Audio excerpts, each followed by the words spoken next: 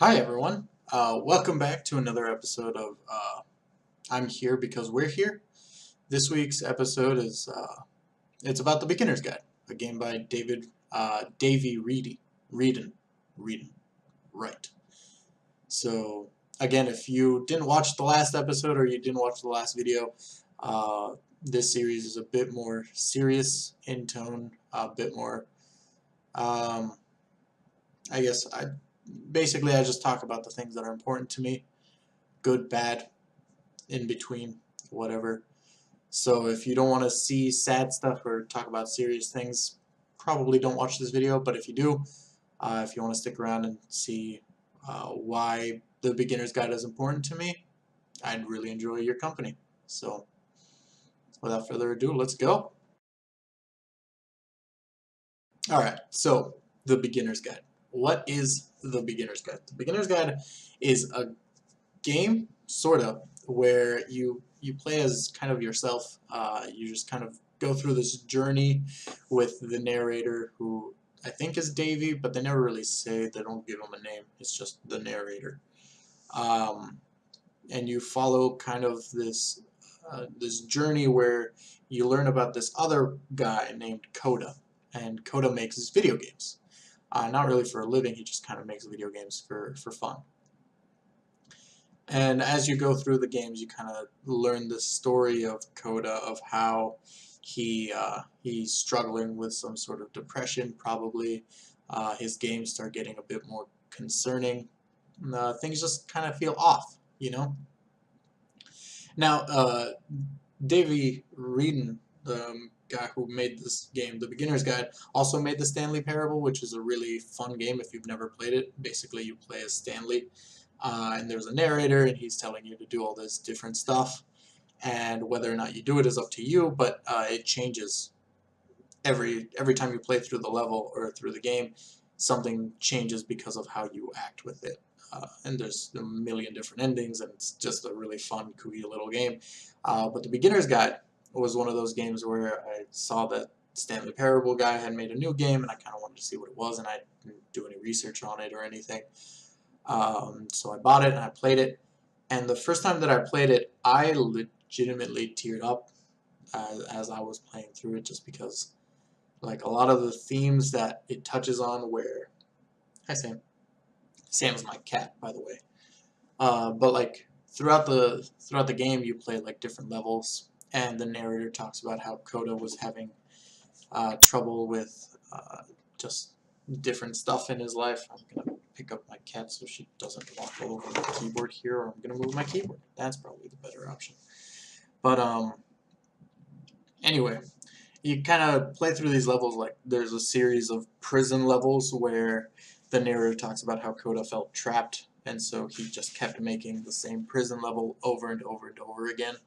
And I thought that was really interesting because I've been through that sort of thing where uh, you feel kind of like you're in a prison where everything you do just kind of fix my webcam. Sorry.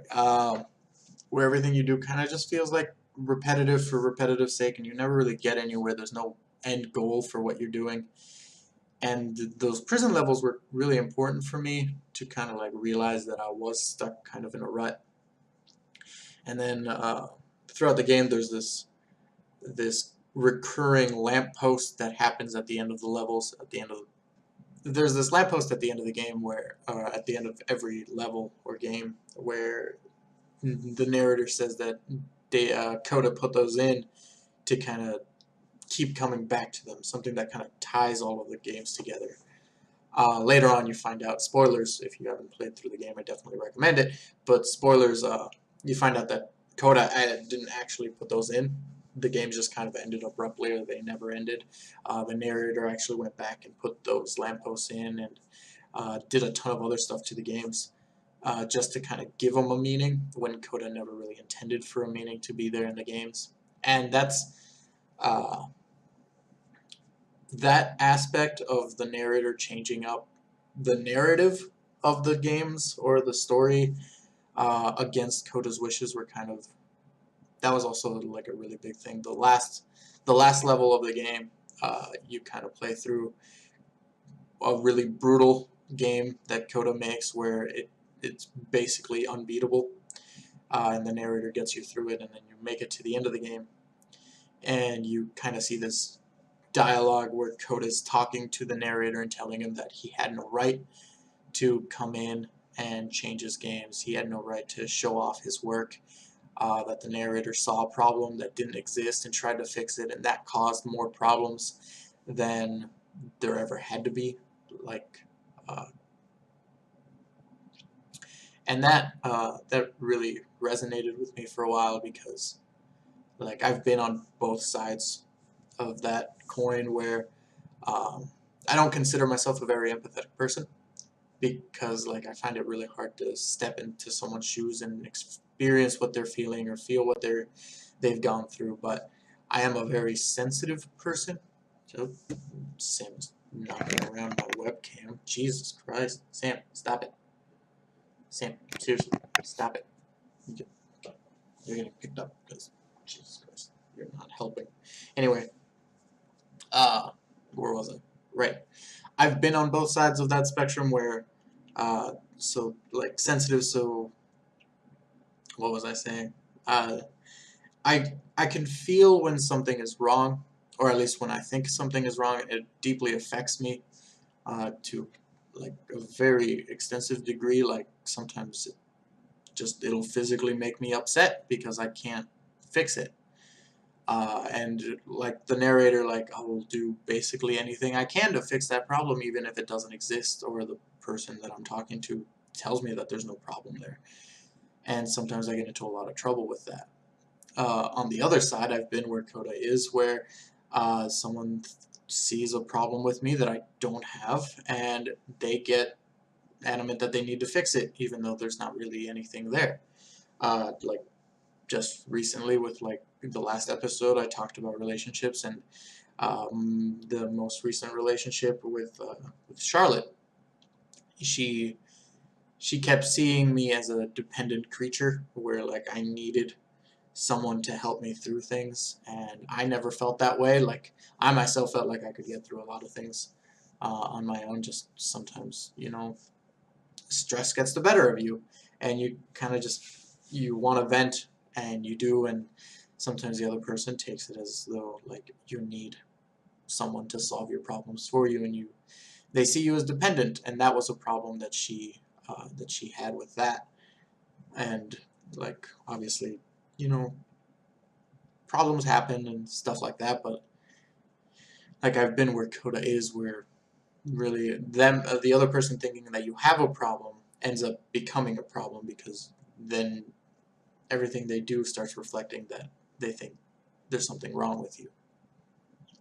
And like both sides of that coin kind of became something that I thought about quite a bit. Obviously, learning from it and going through it is different than they're two different things. Like you can learn from a situation, but to actually experience it is different.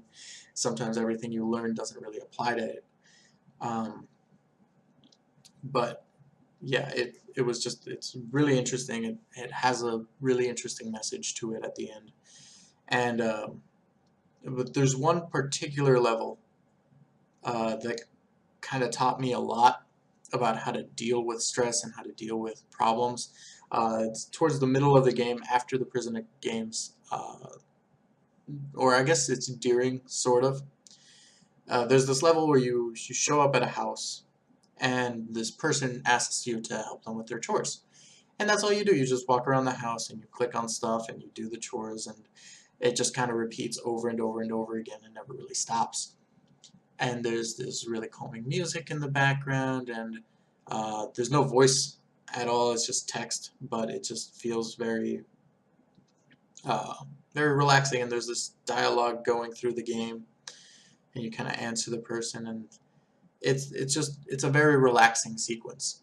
And then it ends up everything just kind of disappears, and you have to keep going, and you make it to the lamppost, which again the narrator actually put into it. The game does actually, the original intention of the game was for you to just keep playing through that, and I kind of agree with Coda there, where like if you want to just do repetitive tasks like that, you should be able to. There's no reason why you can't.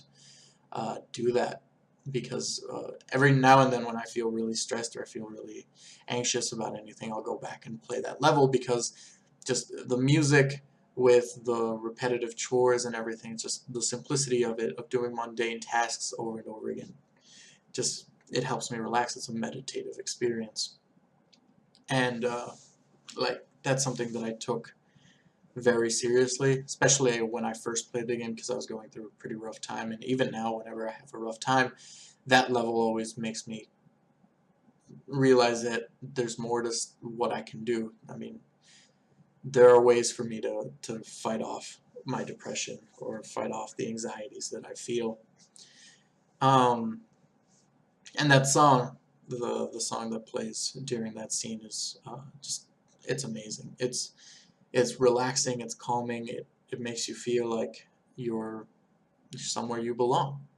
It feels like home. And I think that's, I don't have a lot of songs where I feel that way, where I feel at home, but that's definitely one of them. I have it saved on my phone and I listen to it every now and then, because even if I can't play the game, the song just kind of brings me back to that feeling. Uh, but anyway, like as you play through the game, there's a lot of different levels, like especially towards the end of the game, where like the player gets attacked by things, not like physically, like there's monsters or whatever, but like usually it's a bombardment of like verbal abuse, and telling you that you have no creativity left, that you've got nothing to fight for, that there's, and it really like hits hard on that anxiety, the like how depression makes you feel like everything you do has no meaning to it. There's no reason to do it. And those levels really, like, they're relatable to me, because on a daily basis, I get those thoughts. Like, they're very intrusive thoughts that tell me that I'm not good for anything, and it's something that I struggle with every day, but those levels kind of put it in perspective that other people go through this sort of stuff. Other people have felt this way. And, I don't, like, one of the biggest points in the thing is that the narrator started publishing Coda's games without Coda's permission, and that made Coda upset because his games were just for him. Like, they weren't supposed to be released to the public, they were just his games. And the narrator doesn't understand that, because the narrator feels like, if these games are good, why not share it with everyone? Like, you should be sharing this with people. It's such an important thing for you to do. And I've been there. I've been there where I was the narrator, and someone would give me something special of theirs, and I would publish it or I would show it off, thinking that I was doing the right thing, when, I mean, obviously, if it's their property, it's their decision whether they want to release it or not.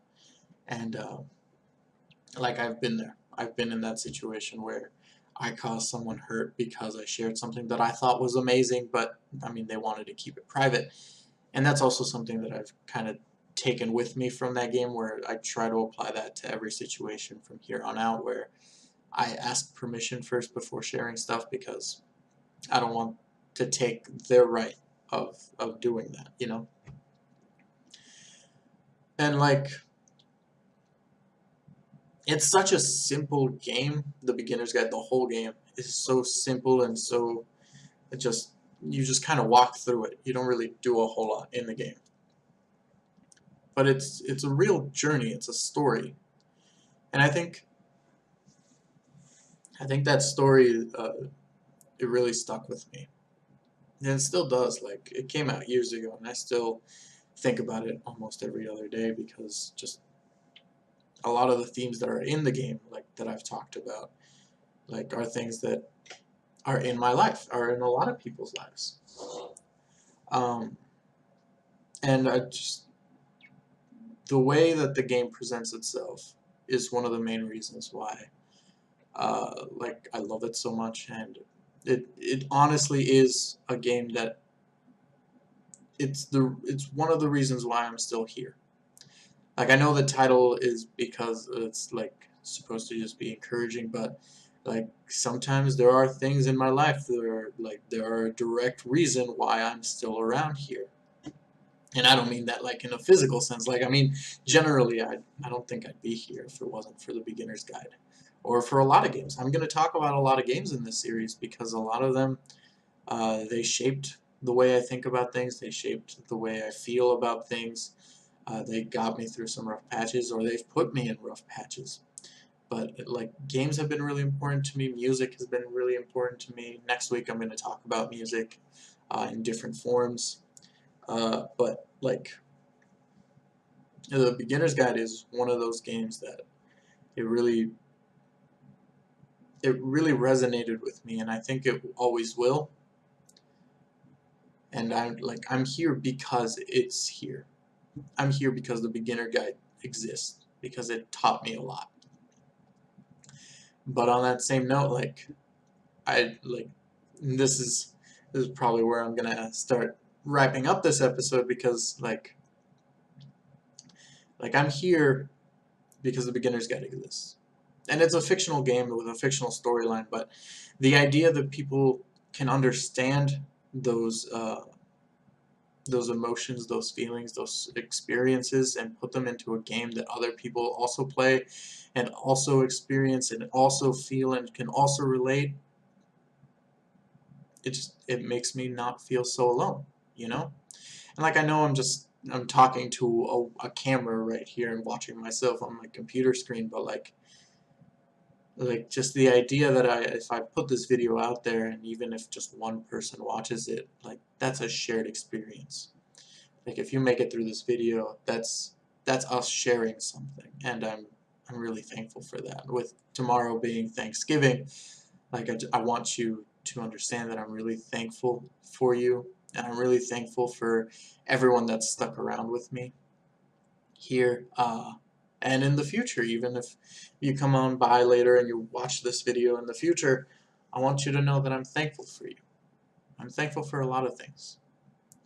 Like, I'm here because you're here. I'm here because we're all here. Like, it's crazy for me to think about how many people are in this world, and how many people I've interacted with and learned from, and like, whether it's indirectly or directly, I mean, everyone has had an impact on me in some way, shape, or form, and that's not something I take lightly. So thank you. Thank you for letting me be here, and thank you for being here too, because I'm here because we're here. So I think that's a pretty good spot to end this video, because I've got stuff to do, and honestly, I don't want to get all emotional again. But I want you to know how thankful I am about you guys. And I'll see you guys in the next video. So, bye-bye. Take care, alright? See ya.